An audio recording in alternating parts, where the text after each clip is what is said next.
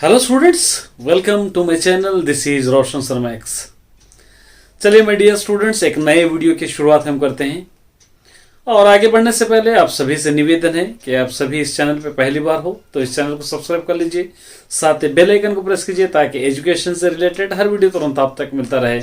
आप सभी जानते हैं आपके इस चैनल पे मैं मैथमेटिक्स और तेलुगु के अलावा एजुकेशन से रिलेटेड आर्टिकल्स भी अपलोड करते रहता हूँ। चलिए मेरे डियर स्टूडेंट्स, एक मोटिवेशनल वीडियो है आप सभी के लिए। जैसे आप सब जानते हैं कि एवरी संडे मैं मोटिवेशनल स्पीच आपके लिए अपलोड करता हूं। एक मोटिवेशन है और सुनिए और देखिए किस तरह लगे, आप कमेंट करके मुझको बतलाइए। इस वीडियो का आपने थंबनेल देखा होगा या नीचे आप लिखे सो महसूस किया होगा कि हमारी रिस्पॉन्सिबिलिटी, यकीनन आप ही की रिस्पॉन्सिबिलिटी है। किस चीज़ की रिस्पॉन्सिबिलिटी है? अभी ने आपने S7 कंप्लीट किया है और S7 के रिजल्ट्स भी बहुत सारे स्कूल्स में ऑलरेडी दे दिए हैं। रिपोर्ट डे भी शायद आपका कंप्लीट हुआ है। आपने पेपर्स भी चेक किया है कि आपको कितने मार्क्स आए हैं और कितना आपने लिखा है। देखिए, बहुत सारे स्टूडेंट्स को अच्छे मार्क्स आए होंगे, बहुत सारे स्टूडेंट्स को एवरेज आए होंगे और कुछ स्टूडेंट्स ऐसे भी होंगे जो बिल्कुल लो मार्क्स भी लाए हैं। तो सभी के लिए है ये वीडियो कि जो स्टूडेंट्स अच्छे मार्क्स लाए हैं वो लोग वेरी गुड, जो स्टूडेंट्स एवरेज है वो लोग कोशिश कीजिए कि अच्छे मार्क्स लाए, जो स्टूडेंट्स लो है वो लोग और कोशिश कीजिए कि वो लोग एटलीस्ट और अच्छे मार्क्स आपको लाए। तो इसके लिए आपको क्या करना है? इसके लिए आपको रिस्पॉन्सिबल बनना पड़ेगा। रिस्पॉन्सिबिलिटी आप ही की होगी, क्योंकि जब हम स्कूल को जाते हैं तो एक मेन हमारे दिमाग में एक टारगेट, एक माइंड सेटअप होना चाहिए। हम स्कूल को जाएंगे तो कुछ ना कुछ वहां से लाएंगे, मतलब कुछ ना कुछ सीख कर आएंगे। स्कूल हम 6 आवर्स, 5 आवर्स, 8 आवर्स, जितने आवर्स में हम वहां पर बिताते हैं, उन 8 आवर्स, 6 आवर्स में हम इतना कुछ सीखेंगे कि जो हमको एग्जाम में आसान बना पाए।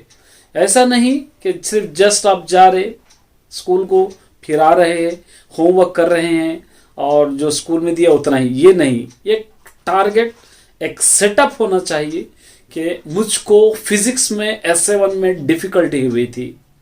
अब इसके लिए मुझको क्या करना है कि मैं अपने टीचर्स के पास जाऊंगा, जो मुझको डाउट है क्लियर करूंगा, जो मुझको लेसन नहीं समझ में आया उसको समझने की कोशिश करूंगा।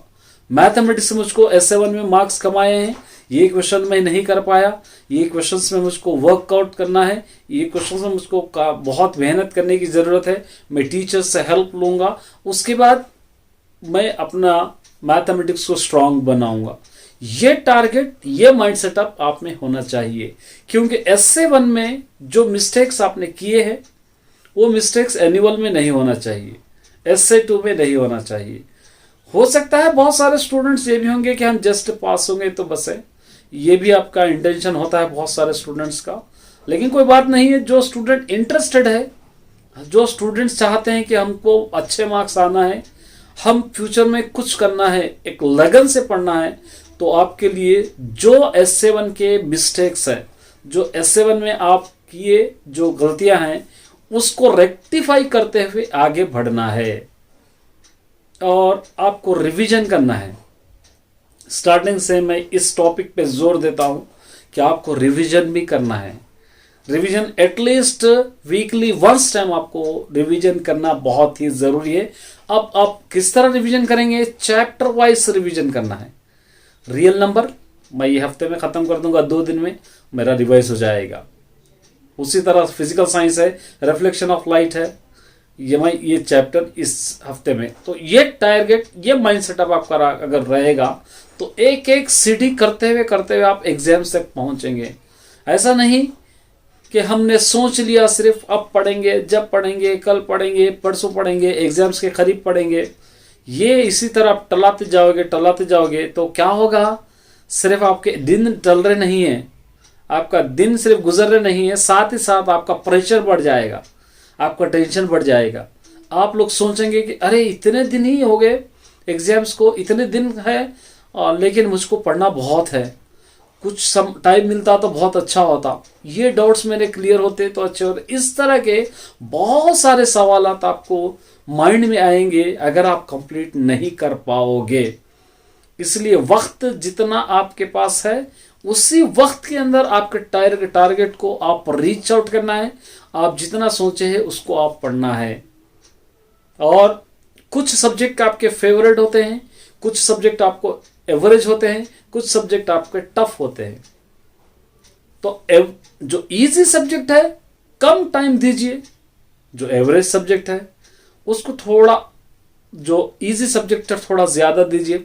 ज्यादा से ज्यादा वक्त आप दीजिए टफ सब्जेक्ट को, क्योंकि कोई भी सब्जेक्ट यहां पर आपको छोड़ने का ऑप्शन नहीं है। एक सब्जेक्ट में अगर होंगे भी तो आप फेल है, 10th फेल है। ऑल सब्जेक्ट में फेल है भी तो आप 10th क्लास फेल है। ये आपको सोचकर चलना है, यही सोचकर आपको पढ़ना है। ऑल सब्जेक्ट को बैलेंस करना है आपको। ये नहीं कि मैं एक सब्जेक्ट पढ़ूंगा, दूसरा नहीं पढ़ूंगा, तीसरा पढ़ूंगा, चौथा नहीं पढ़ूंगा। ये बहाने आपके अब नहीं चलेंगे। 3 मंथ्स आपके पास टाइम रह गया है। 3-4 मंथ आप जितना भी आप समझते हैं, 108 डेज, 110 डेज जितना भी आपके पास है, उतने ही टाइम में आपको सारे सब्जेक्ट को कवर करना है। इतना टाइम नहीं, एक आपको लास्ट में 15-20 डेज बचा के रखना है ताकि आप अच्छी तरह रिवीजन कर सके। अगर आप नहीं पढ़ेंगे तो आपको रिवीजन को टाइम नहीं मिलेगा, बस आप सब्जेक्ट ही पढ़ते रहना पड़ेगा। तो ये मोटिवेशन इसलिए है, अभी आपकी रिस्पॉन्सिबल बनिए। S7 तक जितना भी पढ़े हैं, जैसा भी लिखे हैं, एक आपको अगर अच्छा लिखे हैं तो कॉन्फिडेंस बढ़ गया होगा। अच्छा नहीं लिखे हैं तो उसकी ठोकर आपको लगी होगी कि आप जाग गए होंगे कि अरे मैंने बहुत सारे गलतियां की है, ये गलतियां मुझको एनुअल में नहीं होना चाहिए। तो अगर अच्छा लिखे हैं तो और अच्छा पढ़ने की कोशिश कीजिए, और अच्छा जीपी आप बढ़ाइए। छोटे छोटे स्पेलिंग मिस्टेक्स जो होते हैं, जो आप नहीं पढ़े, कुछ टॉपिक्स आपको सोचना पड़ा है, उसको आप रेक्टिफिकेशन कीजिए, उसको एनालाइज कीजिए। अगर नहीं पढ़े हैं, ठोकर खाए हैं, तो जाग जाइए कि हाँ मुझको ये सब्जेक्ट पढ़ने की बहुत ज़रूरत है, मुझको और मेहनत करना है। ये आप लोग सोच के अगर चलेंगे तो आपके एग्जाम्स इजीली स्मूथली जा सकेंगे। क्योंकि मैं जानता हूँ बहुत सारे स्टूडेंट्स अभी भी टाइम वेस्ट कर रहे हैं, करने में लगे हुए हैं। कुछ स्टूडेंट्स बहुत अच्छा पढ़ रहे हैं, तो अभी टाइम वेस्ट करने का उतना टाइम अभी नहीं है, क्योंकि रहेंगे 3-4 मंथ्स, ऑलरेडी 6 मंथ आपके पास्ट गुजर चुके हैं। अगर ये टाइम भी अगर वेस्ट करते जाओगे तो आप खुद उसका भुगतान भरना पड़ेगा आपको। कोई आपको नहीं कह सकते कि ये करो, आपका एग्जाम आपको, मैं सिर्फ समझा सकता हूँ, इतना ही मैं मोटिवेशन आपको दे सकता हूँ, उतना ही, लेकिन आपको आगे मैं कुछ भी नहीं कर सकता। अब रहा सब्जेक्ट का सवाल, मंडे से मेरे इस चैनल पर रेगुलरली आपको सब्जेक्ट मिलेंगे, मैथमेटिक्स और तेलुगु रिमेनिंग लेसन जितने भी है वो भी मैं अपलोड कर दूंगा आंसर्स के साथ। लेकिन रिस्पॉन्सिबिलिटी आपकी है कि उन वीडियोस को देखना, कुछ ना कुछ आपको सीखना है। चाहे 6th क्लास रहो, 7th रहो, 8th रहो, 9th रहो, 10th रहो, सभी के लिए एक चैनल है। आप ही का अपना चैनल है, आप ही के इस चैनल पे आप कुछ ना कुछ सीखिए। एक आधा घंटा, 1 घंटा एक अलग टाइम बनाइए कि ये मेरा ट्यूशन है समझकर आप देखिए, तो बहुत कुछ आप सीख सकोगे और बहुत सारे डाउट्स आपके क्लियर भी हो जाएंगे। एक हेल्प हो जाएगी आपको, एक थोड़ा सा सपोर्ट हो जाएगा आपको। किसी को हमको डाउट क्लियर करने की, किसी पे समझने की ज़रूरत नहीं पड़ेगी। आप खुद ब खुद इस चैनल से बहुत कुछ सीख सकते हो। तो ज़्यादा आपका टाइम नहीं लूँगा। माय डियर स्टूडेंट्स, रेस्पॉन्सिबल बनिए, रेस्पॉन्सिबिलिटी निभाइए, और आपको बहुत कुछ अभी लिखना है।